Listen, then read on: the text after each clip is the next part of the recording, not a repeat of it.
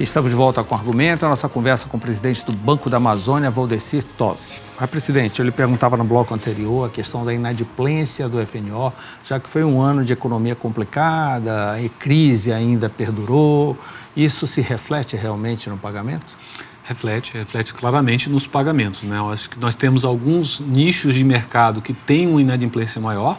Os nichos, principalmente de agricultura familiar, em alguns estados tem uma tendência de ter uma inadimplência maior, principalmente aqui, estou falando no estado do Amapá, Pará, Amazonas, são estados que normalmente têm uma inadimplência maior na agricultura familiar, até por causa da própria infraestrutura logística, até fundiária, que prejudica a estruturação dessas operações, mas também no segmento de micro e pequena empresa. O segmento de micro e pequena empresa, nós tínhamos um índice de inadimplência dentro do mercado até um ano e meio atrás, nós estávamos com inadimplência por volta de 3,5%, 4%, e essa inadimplência saltou aí para 6,5% nesse mercado de micro e pequena empresa. No âmbito geral, o banco está em linha com a inadimplência da região norte. A inadimplência da região norte ela é cerca de 25% a 30% superior à média do Brasil, né? Nós temos uma inadimplência maior, até por uma questão também de infraestrutura, até por uma questão cultural de algumas regiões, né? De você levar esse processo de inadimplência à frente para depois buscar uma renegociação. Estão aguardando a liquidação, né? Ou Black aguardando Friday, de repente, do banco. uma medida governamental para a regularização das suas dívidas. Isso cria um hábito ruim, um hábito de não pagamento. A gente tem adotado as medidas, evidentemente, de cobrança, de organização interna para que isso não ocorra e não prejudique os outros tomadores, né? Porque quando há uma inadimplência em uma determinada região, o que acontece é que o banco ele reduz o crédito para aquela região e direciona para outras regiões de melhores pagadores. Então, por isso que a gente mobiliza, inclusive, governadores, assistências técnicas, prefeituras, porque isso prejudica a região quando há uma inadimplência maior.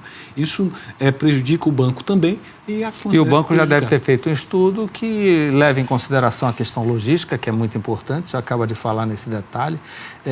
Uma informação, nós estamos aqui com uma indústria frutífera muito forte no Pará, mas há quase 15 dias nossas frutas estão impedidas de sair do estado, estão interditadas em função da mosca, da carambola.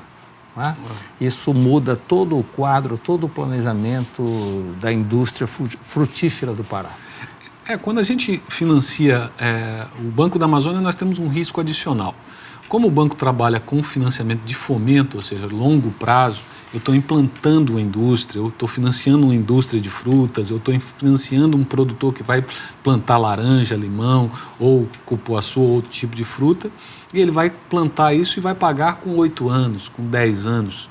Então, ou seja, quando a gente faz financiamentos de longo prazo, o risco assumido é muito maior, porque até então não tinha problema com a mosca, da carambola, não tinha mais problema com isso, de repente aparece um problema e leva a uma inadimplência muitas vezes indesejada do próprio tomador. Presidente, o Pará continua sendo o maior tomador na região norte? Continua sendo o maior tomador, é um estado muito pujante, tem muitas atividades diferenciadas. Mesmo considerando a Zona Franca, ou a Zona Franca concentra só na Soframa, realmente? A Zona Franca de Manaus, o grande problema é que ela passou em 2016 e 2017 por uma crise muito grande.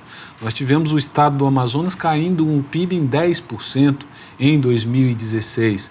Então, ou seja, imagine um estado cair em 10% a sua fonte de receita, e a Zona Franca ficou extremamente prejudicada durante esses anos. Então, ela está agora retomando.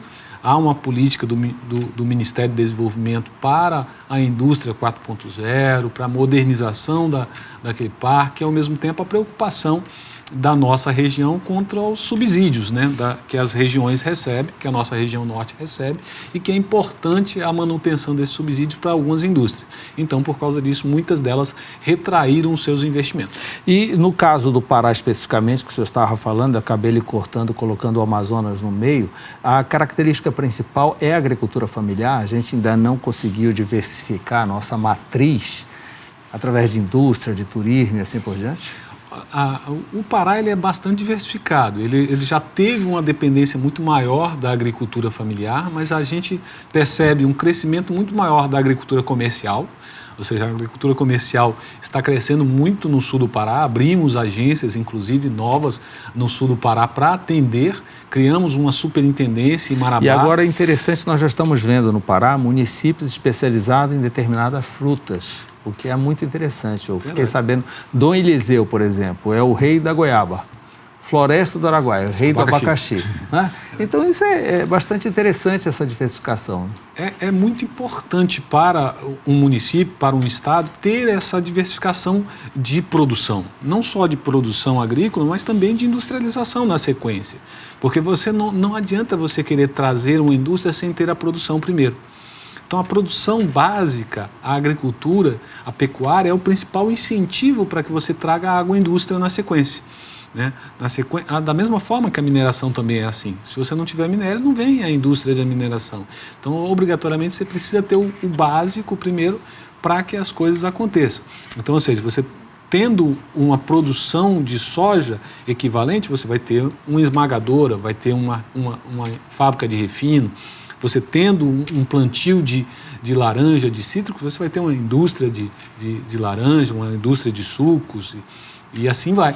Então, com isso é que a gente passa a evoluir e a produzir e alimentar toda a cadeia. A produção logística, que é uma tendência natural, que é uma vocação aqui da nossa região de Barcarena, ela é contemplada também? Também.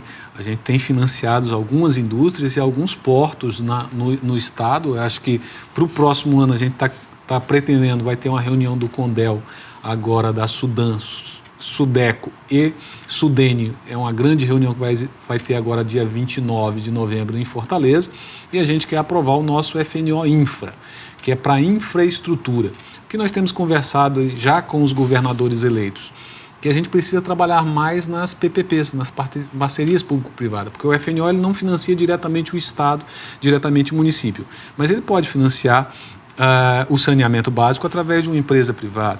Ele pode financiar o aterro sanitário tão necessário para os municípios através de uma empresa privada. Ele pode financiar até mesmo um hospital, se tiver uma parceria público-privada, como nós já temos no estado do Amazonas. Pode financiar portos através de empresas privadas. A logística da nossa região tem atraído um volume significativo de investimentos, principalmente a logística fluvial.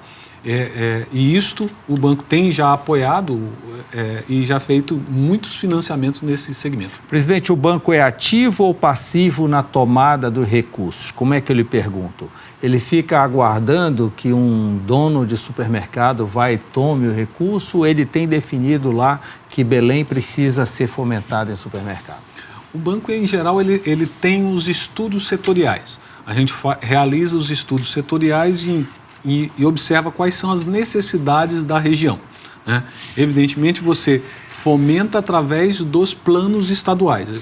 Para cada estado, o banco elabora um plano estadual em parceria com as secretarias, em parceria com as federações de indústria, comércio, e a partir daí... E as vocações ficam aparentes. Então, tem inclusive os APLs, os arranjos produtivos locais, que são definidos por esses conjuntos de atores. Então, a gente participa e até prioriza o arranjo produtivo local que foi definido no plano de aplicação. Qual é a principal vocação do Estado do Pará? É o agronegócio? O agronegócio é importante, a indústria de serviços é crucial, ou seja, toda a parte de educação, saúde, ela é muito importante, principalmente em algumas regiões.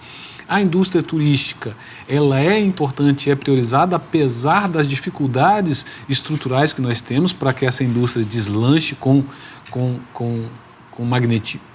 magnitude, né?